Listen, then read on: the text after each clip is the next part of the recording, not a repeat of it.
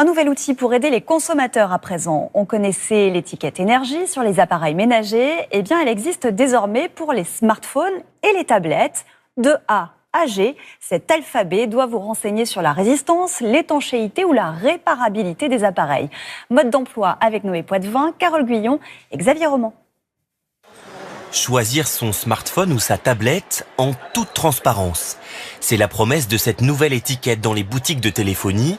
Grâce à des critères précis, elle renseigne davantage l'acheteur sur la durabilité de l'appareil. Le client va pouvoir comparer et voir par exemple l'autonomie de la batterie. Là, l'autonomie de la batterie, ça parle à tout le monde. Là, c'est 38 heures, là, c'est 34 heures, 41 heures, et là, c'est très concret pour le client. La nouveauté, ce sont ces pictogrammes. Résistance de l'appareil aux chutes, durée de vie de la batterie, facilité à réparer le téléphone et enfin, étanchéité.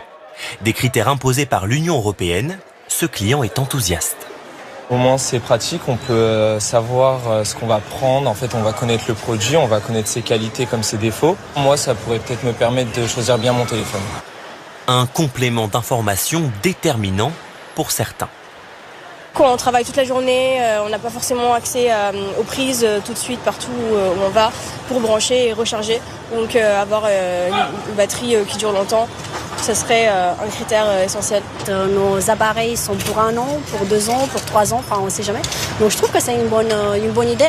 L'objectif est double, inciter les consommateurs à privilégier des téléphones moins énergivores et contraindre les fabricants à produire des appareils plus durables et plus respectueux de l'environnement à l'échelle européenne.